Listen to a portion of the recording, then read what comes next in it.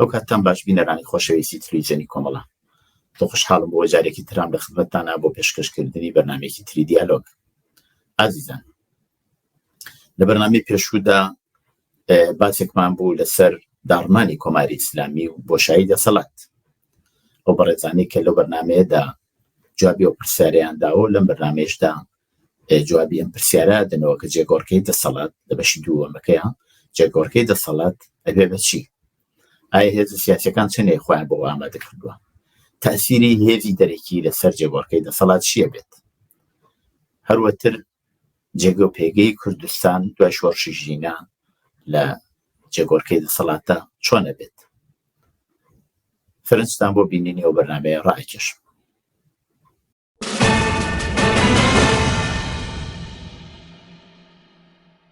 ئەمە یعنی نیشان دەدا هەمیشە ئەمنەوەم کتۆ کە ئەمە دوودانە مەیدانی سیاسیمان لە پێشە. یەکیان مەیدانی سیاسی ڕۆژهەڵاتە کە بۆ خۆی دیوارەکەی معلومە، یعنی ئەمە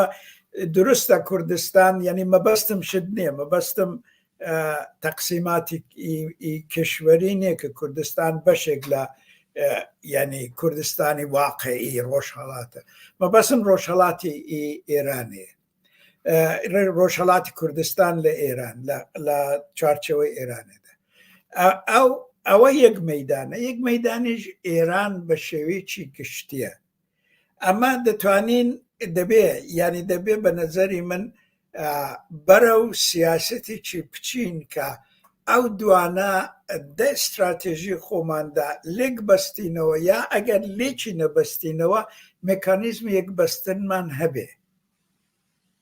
ئەمن لێرە ئیشارە دەکەم بە ئێحتیمامدان بە کۆمەلگای مەدەنی هەم ڕۆژهەڵاتی هەم ئێرانێ کە ئەلئان ڕۆژهەڵاتی زۆر ڕادیکالە، ئێرانیش نسبەتەن ڕادیکالە، یعنی دەیبینین هەموو ڕۆژ. لێرەدا ئەوەی کە ئەهمیەت پەیدا دەکا ئەو ڕێکخراوانەی ئەساسی مافی مرۆ و مافی کار، مافی حرفە ئەوانە. ئەمە دەبێ یعنی تەواوی سندیکاوانی کارگەری، ئەو ڕێکخراوانەی فەرهەنگی، ئەو ڕێکخراوانەی کۆمەڵایەتی، ئەوانە بۆچی زۆر مهمن کە دەو بۆشاییەی بینی ئیشتیدا کە ئەلعانەکەوە دیار نێ، وەلی وەختی چ قودرەتی دوگانەی ئینقلابیون دەگەڵ ڕێژیمی دەحاڵ ڕوخانەدا معلومتر دەبێ، ئەو دەمی ئەو بنەمایی کە لە کۆمەلگای مەدەنی دروست دەکرێت دوو ڕۆڵان ئەنجام دەدا. لە داخلی کوردستانێدا بنەمایەکی دادەنێ بۆ دروستکردنی ئەنجومەنەکان، یا بەعزێک مەسەڵ نێوی دەڵێن شۆرا، بەعزێک نێوی دێنە ئەنجومەنەکانی مشارەکەتی خەڵکی کە یەکجار گرنگە، هەم لە نەزەر دموکراسیەوە هەم لە نەزەر کۆنترۆلی کۆمەلگای مەدەنیەوە. دووەمیش ئەوەیە کە ئەوانە دەتوانن دەگەڵ ئەینی ساخت و ئیسفەهان و زاهدان و ئەحوازوانە پەیوەندی بەرقرار بکەن. ئەو پەیوەندیە ئەساسیە، زۆر ئەساسیە. مەبەستمەوەیە کە ئەگەر ئەمە هەستاین ڕژیم ڕووخا، ئەمە بلەخەرە نمایندەجی کورد دەبێت کە باسی ئیمافەکانی کورد بکە. ئەو نمایندەجی کووردە نابێ ژێری پێی بەتاڵ بێ. تەوەجۆی دەکەی پێشتر مەرحوم دکتۆر قاسملو دەگەڵ شێخ عیزەدین دەگەڵ هەیئەتی نمایندەجی ئەوانە هەستان چوون لە کوردستانێ، ئەوانە چ چەپ بوون، چ دموکراتەکان، چ منفەرەدەکان وەکو شێخ عیزەدین و ئەوانە خۆب لە کوردستانی جێ پێیان تا ئەندازێکی زۆر قایم بوو، وەلی لەوێ کە چوون جێ پێیان نەبوو. ڕێ دەکەی بۆیە ئەمن دەڵێم کە نابێ ئەو بەشەی فەرامۆش بکەین. ئەو کارکردن لە ئێستا واقعاً ئەو کۆنترۆلی ئەو نقاتی استراتێژیکی کۆمەلگای مدنی لەو ڕۆژهەڵاتی بە شێوەیەکی مەخفی یان نیمە بەخفی زۆر ئەسا. من پێما بێ نوکتەیەکە کە بەڕاستی لە رابطە لەگەڵ وەزعیەتی عمومی ئێرانە ئەکرێ باسی بکەین، ئەوەی شوەیە کە ئێران ئەلان وڵاتێکە کە مەسەلەی خوێندن تیا دەورێکی گەورەی گێڕاوە ئەم ساڵانە. دیارە ئەمە چنێک ئەگەرە تو سەر سیاسەتەکانی دەوڵەتی جمهوری ئیسلامی نازانم، بەڵام ئەتوانم ئەمە شارەی پێ بکەم کە خەڵکی ئێران بەگشتی لەسەر مەسئلەی باسەوادکردنی مناڵەکانی خۆیان پۆڵێکی گەورەیان ئەم ساڵانە خەرج کردە. هەرچەند ئەم پۆڵە گەورەکە خەرجیان کردن خەڵکە بەرهەمێکی زۆر عەجایبی نەبووە، بەخاتریەوەی کە زۆربەی زۆریان بەداخەوە ئێستاکانێ بێکارن. مونتا ئەمە بە بڕوای من لە معادڵاتی سیاسی داهاتووی ئێرانە دەورێکی تایبەت دەگێڕێ. من لام وایە ئێران جزئی ئەو وڵاتانە بێت ئەگەر ئاڵوگۆڕێکی سیاسی گەورە لە تیا بە وجود بێ بەهۆی ئەمەی کە بەتە ئەم قشری جوانە زۆر وەسیعی کە هەیەی تحسیڵکردن، ئەمە ئەتوانێت دەورێکی گەورە بگێڕێ لەوە کە وەزعەکە بەرەو خراپی نەڕوە. ئەمەم قەوڵە قسانێکەوە شارەتان پێکرد رابطەی بینی ئۆپۆزیسیۆنی دەرۆ ئەو وەختە ئەوە فعالینی ناوە. من پێما بێ جێگای خۆیەتی بەڕاستی ئەم دوانە لە یەکتر زۆر نزیکۆ بنەوە، ئەو وەختە بتوانن ڕێگایەک بدۆزنەوە کە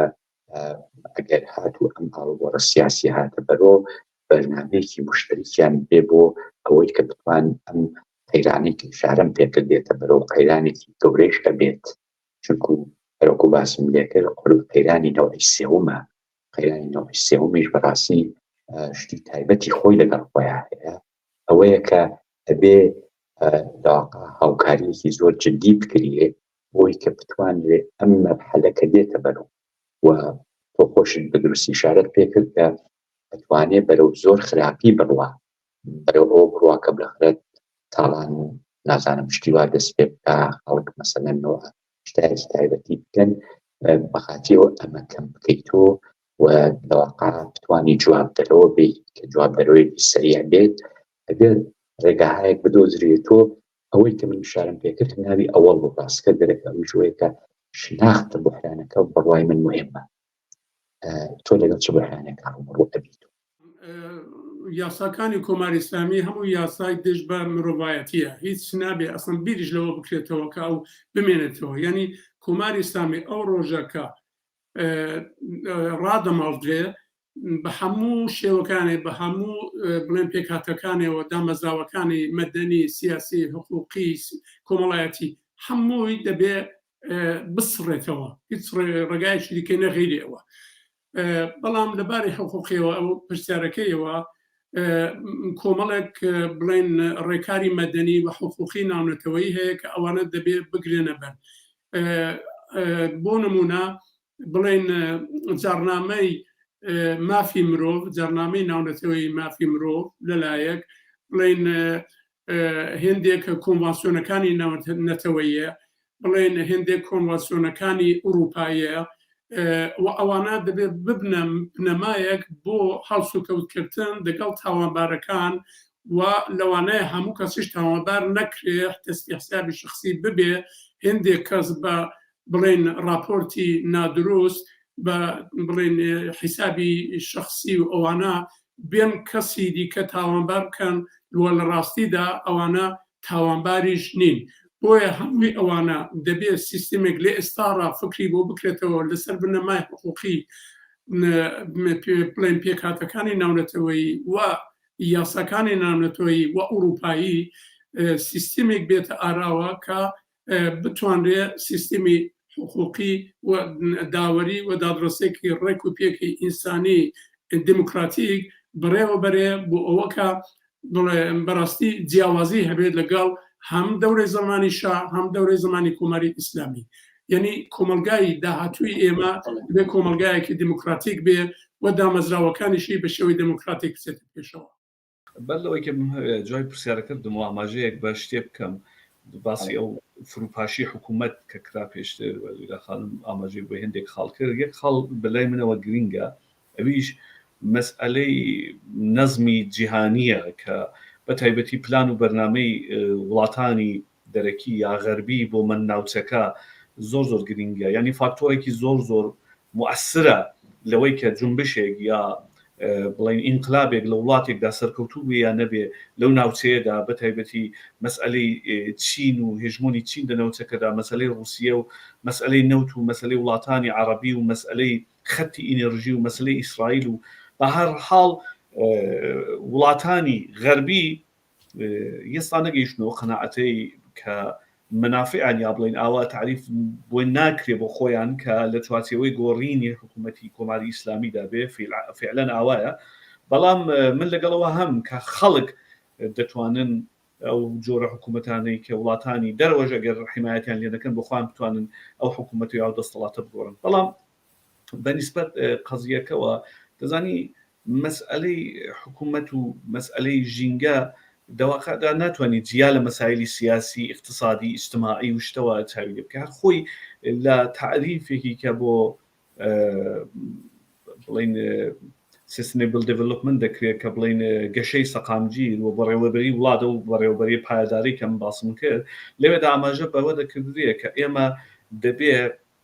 حەڵقەهایەکی جیا کە وەکو ژینگە وەکو اقتصاد وەکو مەسایلی مربوط بە ڕفای ئیجتماعی کۆمەلگا بێداشت و مەسایلی حتا ڕەوانشناسی خەڵک ئەوانە ئاموزش مەسایلی جنسیەتی ئەوانە ئەو سێ حەڵقەیە لە باڵ یەکاوێن نقطە مشترەکی ئەوانە ببینینەوە کە دەتوانێت گەشەیەکی سەقامگیر بێت ینی چی ینی تۆ ناتوانانی مەسئلەی ژینگە بە تەنیایی بێ لە بەرچاوگرتنی مەسایلی اقتصادی دەنجەرگری ناتوانانی مەسئلەکەی بێت لە بەرچاوگرتنی مەسایلی ڕەوابیتی بینالملل بە تەوەجوه بۆی کە ئێوە ژاماژەتان پێکرد مەسەلە بۆ نمونە بەشێکی ئاوە هێستا مەسەن لە وڵاتانیشی زۆرەوە کێشەیەکی زۆر گەورە ساز بووە بۆ منتەقەی ئێران و بۆ هەتا بۆ بەشێکی دیکەەوە شتێک کەشە بین جیاوازیەک لە نێوان هێزی مەدەنی و هێزی سیاسیدانی دیارە هەردووکیان لەگەڵی کە ئرتباطیان هەیە بەڵام جیاوازیەکیشیان هەیە هێزی مەدەنیە هەرو کۆمەلگای مەدەنیە داخواستی تایبەتی خۆی هەیە فاکتۆری خاصی خۆی هەیە مشخصەی خاصی خۆی هەیە و تعریفی تایبەتی خۆی هەیە و هێزی سیاسی یا من باشتر لێرە بڵێن حزبی سیاسی ئەویش مشخصە و تایبەتمەندی خاصی خۆی هەیە وەختی قسە لە کۆمەلگای مەدەنی یا هێزی مەدەنیەکەین لە ئەسڵا منزور هێزێکە کە لە ذاتی خۆی پلۆرالە پلۆرالیسمە ینی نوعێک تەکەسوری لە ذاتی خۆیان هەیە ئەتوانێت نەمایەندەی چین و تەبەقەی جیاواز بێ خەڵکێکی جیاواز بێ بە فکر و باوەڕ و ئیدۆلۆژیەکی جیاواز بەڵام لە ناو شتێک بە ناوی کۆمەلگای مەدەنی کۆبووەتەوە دیارە زۆربەی ئەمانە بە سوورەتی عمومی ئەرسانەکەمە مەتوانێت بۆ ئێران هەرو تعریف و مشخصە بێ بۆ وڵاتەکانی کێشەرۆ تاریخی بێ هەتا لە کوردستانی شاوەتی پاسە کۆمەلگای مەدەنیەکەین ژیانی ئەمانە فاکتۆرهایەکی مشترەکیان هەیە خب بەخشێکی ئەسڵیان نەگەڕێتەوە بۆ داخواسی ئەوان لە مەسئلەی دیموکراسیانی دموکراسی بۆ کۆمەلگای مەدەنی زۆر گرینگە زۆر ئەهەمیەتی هەیە بۆی مهمە کە بتوانێت ساختارێکی دیموکراتیک لە ناو خۆیان لە پەیوەندی خۆی و لەگەڵ خۆیان ئیجاد کا بە دوایە هەرو پەیوەندیش لەگەڵ حکوومەتە شکڵ بریانی ڕاستێکی دیموکراتیک لە ناو خودی هێزی کۆمەلگای مەدەنی لە ناو خۆی بە هەروە لە ناو حکوومەت ساختاری سیاسی ئەمە یەک مەسئلەی دیکە لە ئەسڵا هێزی سیاسی یا حزبە سیاسیەکان دیارە هەر حزبێکی سیاسی سیاسەتێکی حزبی تایبەتی خۆی هەیە بە حزبی سیاسی یەکێک لە گەورەترین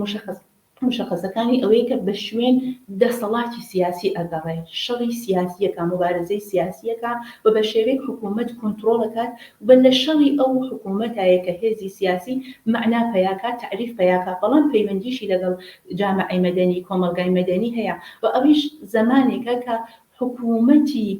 وەخت ڕووخات ینی ئەو حکوومەتە ڕووخات دیارە لە دەورێک هەرچەندێک حکوومەت غەیری دیموکراتیکتر بێت شڕی زۆرتر لەگەڵ کۆمەلگای مەدەنی لەگەڵ هێزی سیاسی بۆ ئەوەی کە بمێنێتەوە بەڵام لە مەرحەلە حکوومەت ڕووخات و ئەوەی کە هەیە هێزی سیاسیە بە کۆمەلگای مەدەنی لێرە ئەوان چۆن ئەتوانن ئەو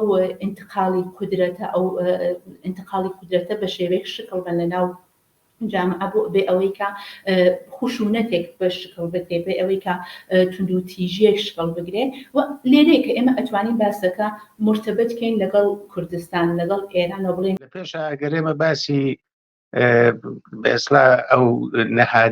نەهادە مەدەنیانە بکەین ئەو ڕێکخراوانەی کە لە ناوەی کوردستان و لە ئێرانە هەیە ئەوانەی ڕاستەوخۆ حزبینین غیری حزبین ئەکرێ ارتباطاتێکیان لەگەڵ حزبەکانە بێ بەڵام وەکو حزبی نەناسراون چارتر و ڕێهینی بێسڵا ئەو هیرارکی حزبیەیان نییە. ئەوە زۆر وەزنێکی قورسیان هەیە لە ئەوڕۆی ئێرانە بەهۆی ئەو وەزعەتی خەفەقانەوە کە لە ئێرانە هەیە. بەخۆشیشەوە زۆر زانهای تێگەیشتوو پێگەیشتووی تایە و زۆریش تەجروبەیان پێیا کردووە. بەڵام من پێم وایە هێشتا ئێمە لە سەرەتاکانی کاراین بەهۆی ئەوە لە ئێرانە لە 100 ساڵی ڕابردووە لانی کەم لە 100 ساڵی ڕابردووە ئێمە 100 ڕۆژ دموکراسیمان نەبووە و ئەمانە لەژێر زەبر و زەنگان مرتب ئەیانگرن مرتب ئەزیەتیانەکەن لە کار دەریانەکەن لە ناخواردنیانەخەن بڕێکیان ئەخەنە زندان تەنانەت بڕێکیان تیرۆرەکەن ناچاریانەکەن بە ئەوەی کە مەهاجرەتکەن و ئەوانە تەجروبەیەکی زۆریان پیا کردە. ئێمە نمونەی معلیمەکانمان هەیە بازنشستەکانمان هەیە دانشجومان هەیە ژنانمان هەیە ئەو ڕێکخراوانەی بۆ تەرکی ئێعتیاد یا بۆ مناڵ پارێز یا بۆ ژینگە شەبەکەیەکی وەسیعی ئێمە ئەو لەو جۆرە نەهاد و ڕێکخراوانەمان هەیە. مەسەلەکە ئەوەیە ئایا ئەم ڕێکخراوانە چەندێک سەراسەرین چ لە مقیاسی کوردستانە و چ لە مقیاسی چەندێک پێک و پەیوەندیان هەیە چەندێک ئەو شەبەکە قەویە و چەندێک خۆیان ئامادە کردووە بۆ هەردوو شەرایەتەکە یەکێکی لەژێر زەخت و زۆرە بێ و یەکێکیشی بتوانن نیوە قانونی و نیوە عەلەنی بتوانن کارکەن. ئێمە سەرەتاکانی ئەبینین کە مەسەلەن لە کوردستان ژینگە پارێزان مەسەلەن پێکەوە ارتباتیان هەیە یان نەهادهایەک هەن وەکو مەسائلی ئەدەبی فەرهەنگی هونەری ئەوانەکەن پەیوەندیان هەیە. بەڵام لە سەتحی ئێرانە ناهەمسانیەک زۆر هەیە. یەکێکی ئێمە شارە گەورەکانمان هەیە وەکو پایتەخت تاران یا چەند شارە گەورە کە بەشێکی زۆری فعالیەتەکان لەوەیە و دێتە مەناتقی حاشیەیی وەکو کوردستان وەکو بلوچستان وەکو بەشێک لە خوزستان و ئەوانە یا ئازەربایجانی غەربی کە بە شێرە زۆرەکەی هەر کوردە. ئەوەیە کە لە مەناتقێکی لە ئێرانە ئێمە کەمتر ئەو جۆرە فعالیەتانە بینین لە مەناتقێکی وەسیعە. کێشەکان چییە وەزعیەتەکە چۆنە ئەویشە عینی ئەوە توانین لە ڕابطە لەگەڵ حیزبەکانیشا بڵین. حیزبەکان بەڕاستی چەندێک بە شەقام و وەسڵن چەندێک بە کارخانە چەندێک بە مەدرسە چەندێک بە کارخانە چەندێک بە شوێنی کار و ژیانی خەڵک چ میدیاهایەکیان هەیە چ نێتوەرکایەکیان هەیە و چ کەسانێکیان هەیە کە ئەو کەسانت دەتوانن لە ناو خەڵکە بیخەن بەم بار و بیخەن بەو بارە بەهۆی وەزن و قورسایەتی کۆمەڵایەتی خۆیانە. بەداخەوە ئێمە منهای کوردستان هێشتا ئەوە لە ناو حیزبەکانە نابینین بە چەپ و بەڕاست و بە هەموو ئەوانەوە هەرێکیانە بە میدیا بە کودەتای میدیایی بازەکارێک بکەن. بەڵام ئێمە حیزبێکی مەسەلەن چەپی سەراسەری قەوی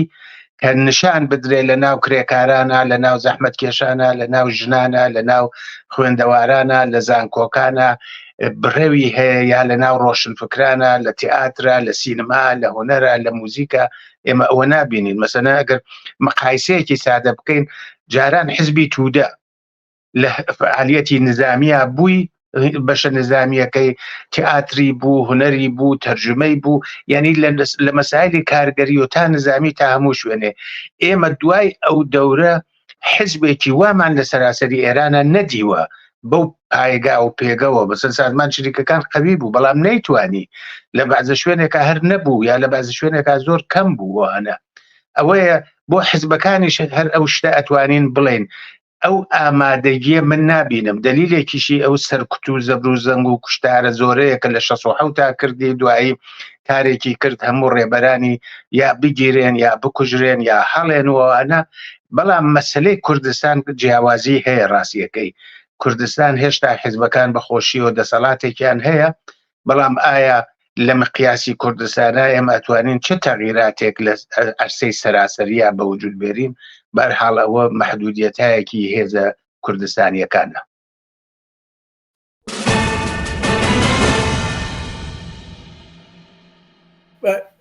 ئەمن مەز فکر دەکەم ئەو استدلالەی کە لە پشتی جۆرج تاون بوو ئەوەندەی من دەزانەوە بوو کە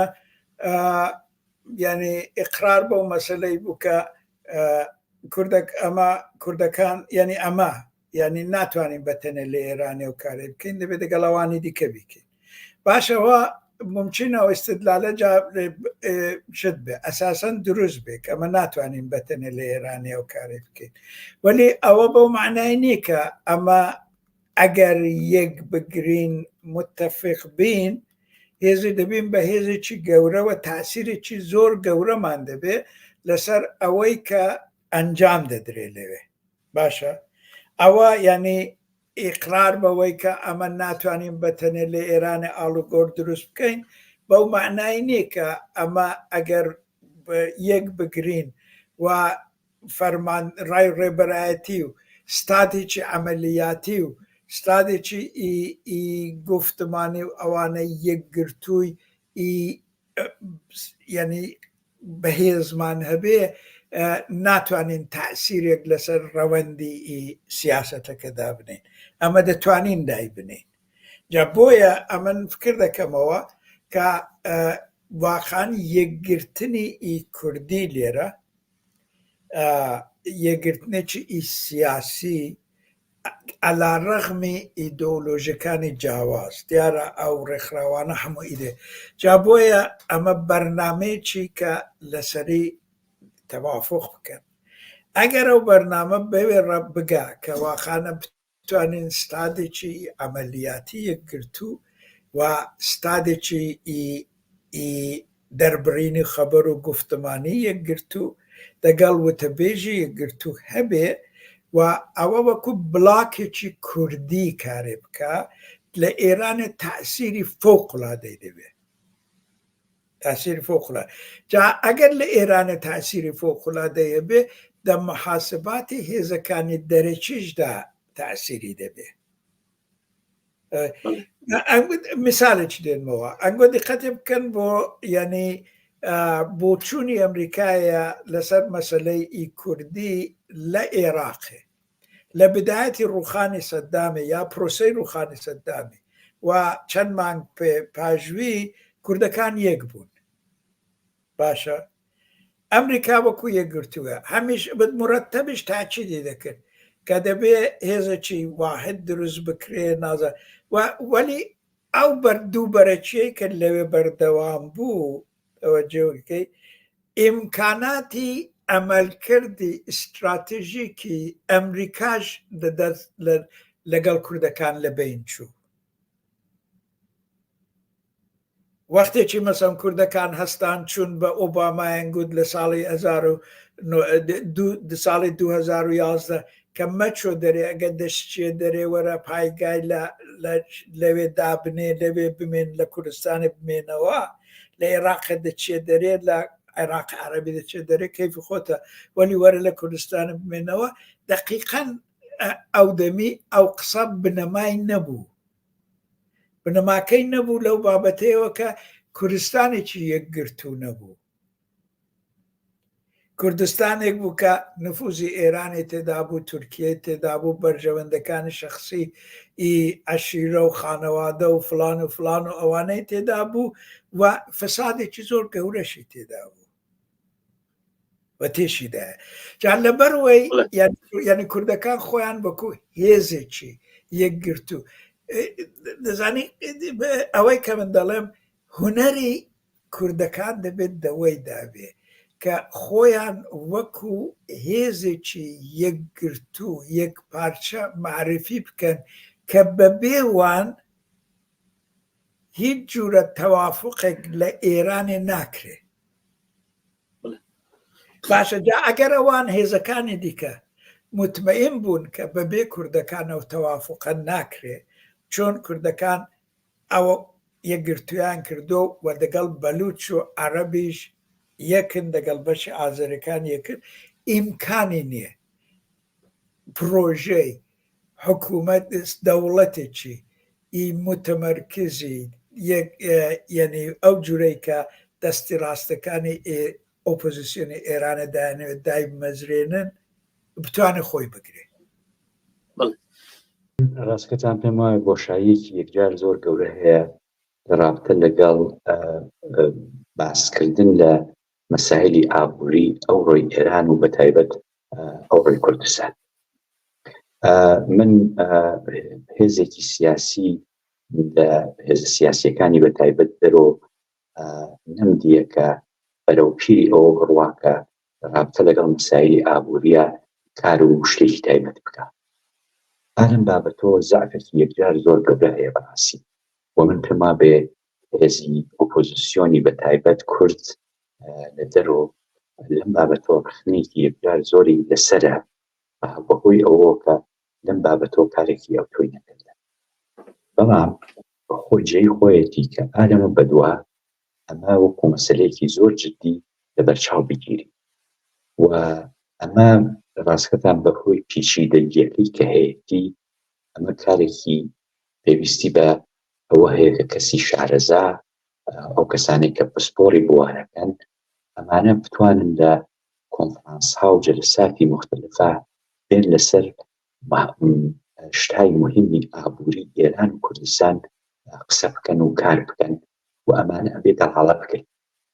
ئەمانە ئەبێ کۆ بکرێتەوە، ئەمانە ئەبێ لە دەست ڕەسا قەرار بێت. هەروەها تەلاش بکرێ کە لە بینی کەسانێکە کە شارەزای بوارەکەن نەوعی نزیکایەتی لە بینی دەرونەوە بە وجود بێت. دیارە ئەوانەی کە لە ناوەن پایان زۆرتر لە عەرزایە شتەکە باشتر تێگەن چونکو لەگەڵ یار و مەڕۆن بتوان ئەو کۆمەکە بکەن بەوانەی کە لە دەرۆن باشە وە لەوانەیە لەباری تیۆری و ئەو جۆرشتانە شت زۆرتری بزانمانەی کە لە دەرۆن ئەو پەیوەندیە پێویستە. و من پێم وابێ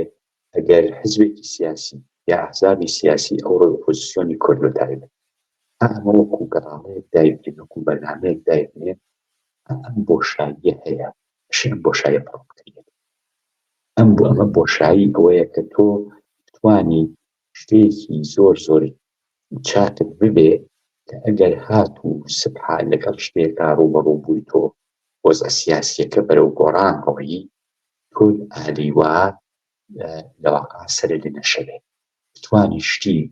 تایبەتی خۆتە ببێ ئەو عینە هەنگاو بە هەنگاو بچتە پای عەمەڵی کردنەکە. زۆر پرسیارێکی بەجێوڕێیە. ڕاستێکەی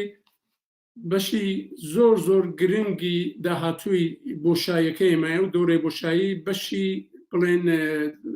چەکداری و ئەمنیەتی خەڵکە کە دەبێت پارێزیە. ئێستا جیاوازی ئێستا لەگەڵ دەورانی 57 ئەوەیە کە ئەو دەمێ هێزی سیاسی لە کوردستاندا نەبوو، خەڵکەکە بزوتنەوەیان دەست پێکرد جموجۆڵێک بوو، دوایە حیزبی دموکرات گەڕاوە، دوایە کۆمەڵە دامەزرا، دوایە سازمانی چریکی فدایەکانی خەڵک هاتنەوە، ئەوە جیاوازی هەبوو. بەڵام ئێستا ئێمە هێز سیاسیمان هەیە لە ئەگەری گەڕانەوەدا ئەو هێز سیاسیانێمە تقریبان هەمویان چەکدارن و مەترسێکی گەورەیە. بۆیە ئەگەر ئێستامە لە فکری ئەو یەکگرتووی و ئەو شوڕایە هەرچێکی هەر نێوێکی دیکەی هەبێ دانەبین لە داهاتوودا کارێکی مەترسێکی زۆر چاوەڕوانیمان دەکات و لەوانەیە تووشی دۆخی زۆر زۆر خراپ و نالەبار و ناڕەوا ببین. من وەک خۆم پێشنیارم ئەوەیە کە هێزی چەکدار بەڕاستی نێتەوە نێو شار هەموو اختیارات بدرێت بە شوڕا و شوڕا هەروەکو 57 چۆن بخۆی ئیداری دەکرد بەر لەوەکە کۆماری ئیسلامی دامەزرێ و ئەو بەڕێوەبردنە چ لە ڕووی سیاسیەوە چ لە ڕووی چەکداری و بڵێن ئەمنیەتیەوە بۆ پاراستنەوە بدرێ بە شوڕا، یعنی شوڕا اختیاراتی هەموو شتێکی هەبێ. بەڵام ئەگەر ئەو یەکگرتوویە هەبێ ئەو شوڕایە پێک بێ لەلایەن هێز چەکدارانەوە شتێکی واحد دەبێت، یعنی مەترسی پێک هەڵبرژان و تێک هەڵچوون و ئەوانە نابێ بە پێچەوانە دەتوانێت بڵێن ئەمنیەت و ئاسایشی خەڵکیش زۆر بە چاچی و بەڕێکپێکی دابمەزرێنێ. یەکەم شت بڵم کورد خۆی دەبێت ساڵ کاتەوە لەسەرەوەی کە ئایا بەشێک لە ئێران دەمێنێ لە ئێران داهاتوودا یان ئەگەر بەشێک لە ئێراندا ببێت و زۆربەی زۆری ئۆپۆزیسیۆنی کوردی دەبینین کە بەرنامە پلانێنەوەیە کە لە جوغرافیای سیاسی ئێراندا هەبن کەواتە ئەگەر ئەوە بێت دەبێت پلان و بەرنامەکان بە ئەوە بێت کە بن بە بەشێک لە دەستەڵات یعنی لە دەستەڵاتدا حزوریان هەبێ و بتوانن سیستمی داهاتوو جۆرێک یعنی لە تعریفکردنی سیستمی داهاتوودا نەقشیان هەبێ لە دەستەڵاتدا حزوریان هەبێ منطقەی خۆشمان بە کورد بۆ خۆی بەڕێوەت بەرە ئەو کات ئێمە دەتوانین پلانی باشی ژینگەیمان هەبێ و بتوانین جۆرێک بڕۆین کەم تاسیرمان لەسەر ناوەند هەبێ هەم لە منطقەکەی خۆماندا هەبێ بە پێی وەی کە زۆربەی سەرچاو ئاوێکانی زۆر بۆ نمونە پارێزگای سنە 5 پارێزگای دیکە وابەستەجی بە پارێزگای سنە هەیە لەباری ئاوێەوە ئێستا ئاو بۆوان دەچێت هەر ڕۆژانە دیکمان لە کرماشانەوە ئاو چۆتە خواردتر هیدایەتی دەکرێت هەتا بۆ ئیسفەهانیش لە مەریوانەوە ئاو دەنێردرێ بۆ زەنجان کەواتە کورد ئەگەر بۆ خۆی بەڕێوەبەرێکی دروستی هەبێ و بەشێک لە دەستەڵات بێ ئەگەر بۆ خۆی بهێوێت جودا بێتەوە و دەوڵەتی خۆی هەبێ و بەحسەکە کورلەن جیاوازە و شتێکی دیکە کە من ناچمەسەرەوەرە بەڵام ئەگە بیهێوێ حزوری هەبێ دەبێ بەرنامە و پلانی باشی هەبێت لەباری ژینگەیشەوە کورد وەکو ئاماژەم پێکرد بە پێی تایبەتمەندی خۆیەوە حتا نوعی ئێکۆناسیۆنالیزمیشی تێدا شکل گرتووە دەبینین زۆرترین NGOهای ژینگەی لە ئێراندا لە پارێزگا کوردستانەکاندا هەیە و لەواندا بە تێعداد زیاترە فعالینی زیاترە و خەڵکیش حتا فقط ژینگەش بە تەنیا نیە چون ژینگە بەشێکی تێکەڵاو دەگەڵ شاخەوانیش بۆ لە کوردستاندا یعنی ئەو شاخەوانەکانی کوردستان بە نوعێک چالاکی ژینگەیش دەکەن بۆ خۆیان هەم ئەوەی کە تاثیرگوزاریشیان هەیە یعنی ئەو هەمگەرایی و پێکەوە بوونەی خۆیان باتەوە بۆی کە کوردستان مێژوویەکی سیاسی و سازمانی و تشکیلاتی هەیە و ئەحزاب حزوریان هەبوو لە تێی 70 ساڵی گوزەشتەدا و هێستا حیزبەکان ئیمکانی حزوریان دنیا و جامعەدا بە شێوەی ڕسمی نییە دە قالب‌های دیکەدا خەڵک خۆی تەشەکل کردو تەشەکل یافتە کردو یعنی خۆی خەریکە لە قالبی شاخەوانیدا لە قالبی ئیلزامەنی ژەوە نییە کە ئەوانە پەیوەندی سیاسی و تشکیلاتیان لەگەڵ حیزبەکان هەبێ ها یعنی ئەوە نییە بەڵام بۆ خۆیان بەتەوجه بۆی کە کاری تیمی کاری تشکیلاتی کاری پێکەوە بوون نەهادینە بۆ لە نێو کوردستاندا خۆیان دە و فەزا کورت و کەم مەودایانەی وەکو ژینگە و وەکو شاخەوانیدا دیتۆتەوە کە بتوان تەشەکل پیدا بکەن و خۆی ئەو تەشەکلانە دەتوانێت شەبەکە و نێتوۆرک سازکە خۆی ئەو نێتوۆرکانە دەتوانێت فشارهای گەورەی ئیجتیماعی سازکە هەم بۆ ئەحزابێکی کە ئۆپۆزیسیۆن لە دەرەوەن هەم بۆ دەسەڵاتێکی کە دوایە دێتە سەرکار کە بتوانن نەقشیان تێدا هەبێت کە بۆیە من بەنیسبەت ئەوە بۆ کوردستان لەو ڕانگەیەوە خۆشببینم کە دەتوانن تاسیراتێکی زۆریان هەبێت لەسەر ئەحزابی سیاسی لە داهاتووی کوردستاندا و حتا ئەگەر لەگەڵ ئێرانیش بمێننەوە دەتوان نەخشێکی مواسر و مثبەتیان هەبێت لەسەر کۆمەلگا و ئەحزابی ئێرانیشدا.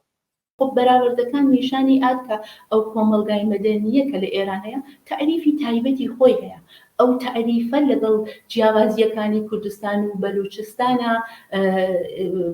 ئەو تایبەتمەندیانە حتمما یەکێکنیانی تعریفەکانیان یەکێک نییە لە جێگاهایەک ئەمانە جیابن و مەسیریان جیاوازە دیارە لە جێگاهایەکە مەسیری مشترەکیان هەیە قسەی مشترەکیان هەیە بەڵام لزومەن هەمیشە بۆ معنان یەکە کولیەتی قسەکانیان مشترەک بێ و ئەوەیە لێرە کێشە ئیجاد دەکات یعنی لە داهاتووە کە کۆماری ئیسلامی بڕۆکەی ئەمانە ئەگەر ئەو ئاڵوگۆڕە ئیتفاقەوێ بە احتماڵی زۆر ئێمە کێشە لەو وەختا ئەبینین ئەگەر کورد هێزی مەدەنی هێزی سیاسی کورد نەتوانێت پێش لە ڕووخانی کۆماری ئیسلامی جێگا و پێگای خۆی مشەخەسکا بۆ عنوانی ئۆپۆزیسیۆن بۆ عنوانی کەسانی کە گەرەکیانە ئەو سیستمە بڕوخێت و حرەکەتیان هەیە قودرەتیان هەیە لە ڕووخانی لە جێگای خۆیان بە ئەنازەی خۆیان دیارە لە داهاتوو ئەو شتە ئەتوانێت بێ بە قەیرانی نێوانی کورد بە ئەوەی کە وەکو کۆمەلگای مەدەنی ئێرانی سەخۆ بە شێوەیەک شاید بڵێن فارسە ئەو شتەی لەسەر شانەوە خۆی بە نەمایەندەی زۆربەی خەڵکی ئێران نەزانێ من پێم وایە کە ئەو دوو ڕوانگە وانییە کە لە ڕوانگەیەکی مەسەڵەن بڵێن ئارمانگەرایەنە زۆر زوو تەواوە بێت و زوو کێشەکان حەل دەبێ من پێم وایە تازەوە ئەتوانێت بێ بە شروعی کێشەکان و قەیرانەکان ئەگەر نەتوانین ئێمە لێرە جێگا و پێگای خۆمان مشەخەسکەین بەخشی دووەم باسی هێزە سیاسی کوردەکانە ینی هێزی سیاسی کورد ئەویش وەزیەتێکی تایبەتی هەیە چون نەزانن حزبی سیاسی کورد تەجروبەی بووە لە بێستڵا خەباتی چەکداری تەجروبەی بووە لە خەباتی سیاسی تەجروبەی بووە لە ئێرتباتی لەگەڵ کۆمەڵگای مەدەنی و ئیشتبای زۆریشی بووە خەتای زۆریشی بووە بەڵام لە مەجموعی ئەوانە وەختێکە هەمووی کۆ ئەەکەینەوە ئەو هێزە سیاسی کوردانە هێشتا لە ناوخودی کوردستانە بەهۆی ئاڵوگۆڕێکە پێشهاتە لە وەختی قەیرانە هێشتا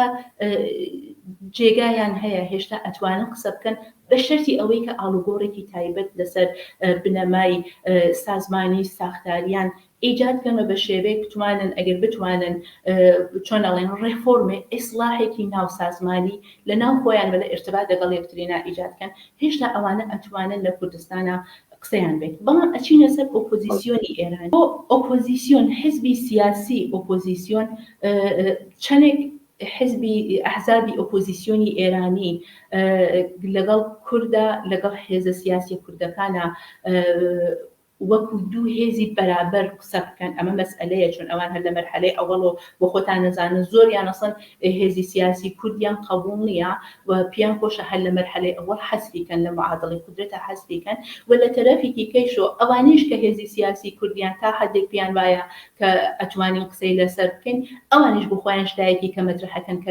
لەگەڵ داخواستی هێزە سیاسی کوردەکان دەتوانێت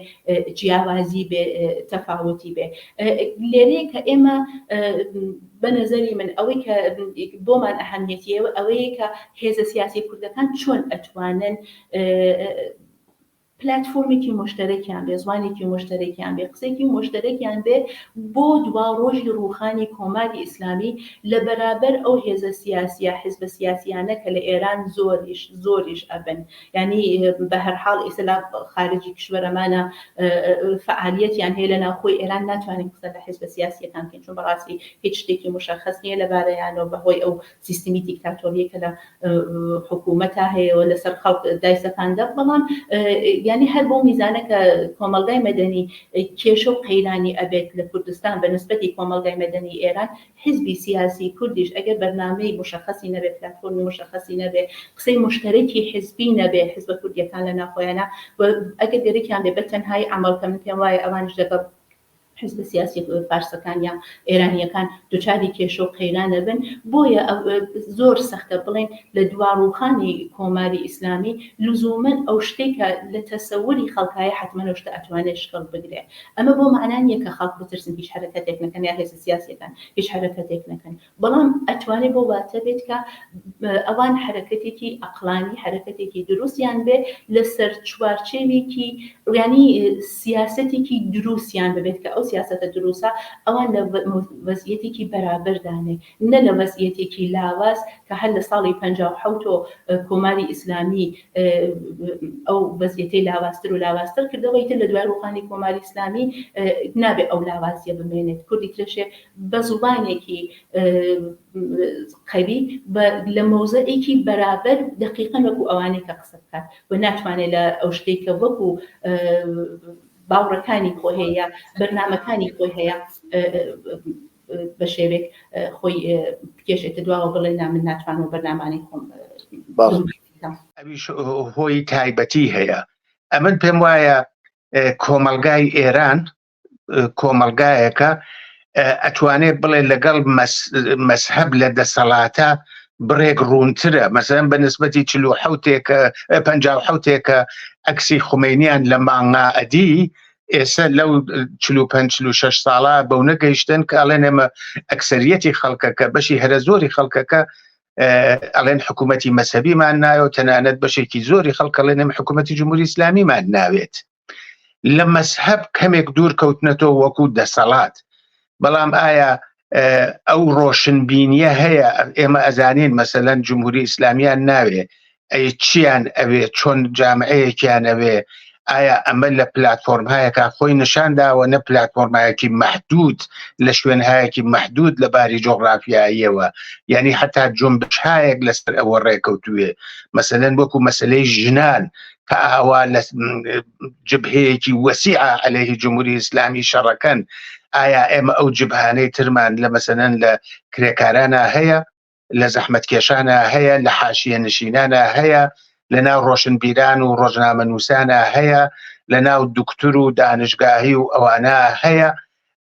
ئەمە هەڵەگەڕێتەوە بۆ ئەو ڕۆشنبینیە بۆ ئەو وەزعیەتە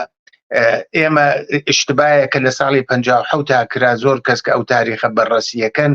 چەند شاری گەورەی وەکو تاران و ئەوانەیان ئەدی بەڵام ئەساسەن حاشیە دێهات جمهوری ئیسلامی لەسەر پای خۆی ڕاگرت یعنی ئەو متەکی بوو بەو ئەقشارەی کە زەحمەت کێشترن هەژارترن کەم خوێندەوارترن دوورترن لە میدیا و لە زانستی سەردەم و ئەوانە ئایا نمونەی ئەمانە کەمە ئایا مەسەلەن هێشتا ئێمە بە سەدان هزار کەس نابینین کە ئەچن بۆ زیارەت و ئەوانە دیارە بەحسای تریشی تایە تەنها لە ڕێگەی خوا نییە ئەو شتانە هەم ڕانتی تایە هەم عەیاشی تایە هەم فەحشای ڕسمی قانونی تایە بەڵام واقعیت ئەوەیە کە ئێمە ئەو کۆمەڵگا زۆر پێشچووە بەڵام ئێمە بڵێن ئەو کۆمەڵگا یعنی گارانتی ئەکرێ لە سیاسەتە گارانتی نییە ئەو کۆمەڵگا ئەگەر لە جمهوری ئیسلامی بڕوا دووچاری وەزعیەتێکی خراپتر نابێ من بە شەخسەن دڵنیا نیم مەسەلەن ئەڵێن بۆ نمونە دەوڵەتانی دەوروبەر ئەگەر دەخاڵەتیان کرد ئەگەر مەسەلەی کێشەیان لەسەر مەسەلەی مەسەلەن ناو ئەتنیکەکان بە وجود هێنا دای بنێن تورکیا یا لاکانی تر جمهوری ئازەربایجان یا شوێنەکانی تر یا عەرەبەکان بۆ خوزستان وانە وەزعیەتەکە چۆنی لێدێ ئایا خەڵک هۆشیارن لە بەرابەر ئەو شتا ئایا ڕۆشن باس کراوە ئەو پلتفۆرمانە لە سەتحێکی وەسیعە کامەیە یا حتا ئەوەی کە قابلی قبول بێ ئێمە ئەزانین ئۆپۆزیسیۆنێکی فیک هەیە کە بایان تێکرد لە لایەن میدیای دەسڕاستیەوە زۆر زیاتر لە وەزنی خۆیان تەنانەت سابتیان خستە پێشەوە کوڕی شایە ئەو کارانەیان کرد لەولاوە پەیوەندی ئیسلاح تەڵەبەکان و لەگەڵ کوڕی شا و سەڵتەنە تەڵەبە ئێفراتیەکان ئایا ئەوانە بڕۆن دیسانەوە وەزعیەتەکە بە ئیسلاح ئەوەی کە پێڵێن تاجزادە و شازادە وەزعیەتەکە خراپتر ناکە هەرەکەم نییە بڵێم هەموو شتێک تیرەیە بەڕاستی چۆنیان و شووتی بە شەرتی چەقۆیە ئەم وەزعیەتە بە شەرتی دەرەنجامەکەیەتی دەرەنجامەکەی چۆنی لێدێ ئەگەر چەپ قەوی بێ ئەگەر چەپ یەکگرتوو بێ ئەگەر چەپ لەسەر مەسایلی ئەساسی بتوانێت پێکەوە هاوکاری کات چەپ نیروهای دموکراتیک لە دەوری خۆی کۆکاتەوە ڕۆشنبینیەکی باشتری ببێ بتوانێت خەڵکێکی وەسیع لە شارەکانە تەنها لە کوردستانە نا بباتە پێشێوەوانە بە دڵنیاییەوە ئێمە شانسمان زیاترە بەڵام بۆ خۆت زانێ کاک مەهیەگیان ئەلعان ئاڵوگۆر لە هەر وڵاتێک تەنها بە خودی ناوڵاتەکە بەستگی نییە لاکانی تریش دەخاڵەتەکەن دەوڵەتای منتەقە دەخاڵەتەکە زلهێزەکان دەخاڵەتەکە و ئێمە نمونەی عێراقمان بوو لیبیمان بوو سووریەمان بوو هەموو ئەوانە نایەڵن کە خەڵکەکە خۆی تەنها ئەو کارە بکات نایەڵن خەڵکەکە تەنها ئێمە ئەبێ فکری ئەوانیشە بکەین ینی احتمالاتی سیاسی ئەگەرە سیاسیەکان باش بەڕەسی بکەین کە بزانین ئایا بۆ هەر ئەگەرێک جوابمان هەیە ئەگەر مەسەلەن بەرەو شەڕی ناوخۆی بچێت چی بکەین کە پێشی پێ بگرین ئەگەر دەخاڵەتێکی خارجی نیرویەکی ارتجاعی بێ چی بکەین ئەگەر داعشاسایەک دیسانۆ سەری هەڵداوە چی بکەین ئەگەر ئەمە بوو یا ئەگەر ئەوە بوو من پێم وایە کاری زۆر ئەوێت کاری زۆر ئەوێ بەخۆشیەوە ئەو تەجروبە و ئەزمونە هەیە هەم لە دەرەوە هەم لە ناوە دیسانەوە منەڵێم لە کوردستانە وەزعیەتەکە باشترە بەهۆیەوە حیزبیترە بەهۆیەوە خەڵکەکە ئاگادارترن لە سیاسەت وانە ئەتوانی بڵێ بەڵام لە خودی کوردستانیشە بەهۆی ناتەبایی هێزەکان بەهۆی هاوکاری نەکردنیان بەهۆی ئینشعاباتێکی فرە وەزعیەتەکە جۆرێکی ترە ئەوەی من لە ناوە ئەی بینم زۆر خۆشتر و باشتر و جوانترە تا ئەوەی لە دەرەوەی بینم یعنی ئەگەر ئێمە قسەکەم بەوە تەواوکەم تماشای ئۆپۆزیسیۆن بکەین چ لە سەدحی ئێرانە و چ لە سەدحی سەراسەریە. ئایا ئێمە پێمان وایە ئەم ئۆپۆزیسیۆنە شانسی ئەوەی هەیە کە دەسەڵات بڕوخێنێ لەگەڵ خەڵکە و بتوانێت ئیدارەی ئوموریات باشتر ڕێک و پێکتر و متەمەدنانەتر بۆ ئازادی تیاسە قانگیرکە دموکراسی تیاسە مافی مرۆڤ ئێعدامی تیانە بێ. من لەسەر ئەوە زۆر ساخنیم بتوانێت هێشتا ئەو بلوغە سیاسی بەڕاستی لە خۆی نیشان نەداوە. ئێمە دیمان لە جەریانی جنبشی بزوتنەوەی ژینا بەشێک لە ئۆپۆزیسیۆنی ڕاست چیان کرد. بەرحاڵ من هیوا خوازم کە ناوە و دەرۆ بتوانن بە دانانی سمینار و کۆنفرانس و ئەوانە ئەم ئەگەرە سیاسیانە ڕۆشنکەنەوە و ئێمە بتوانین بەرەو ئەوە بڕۆین کە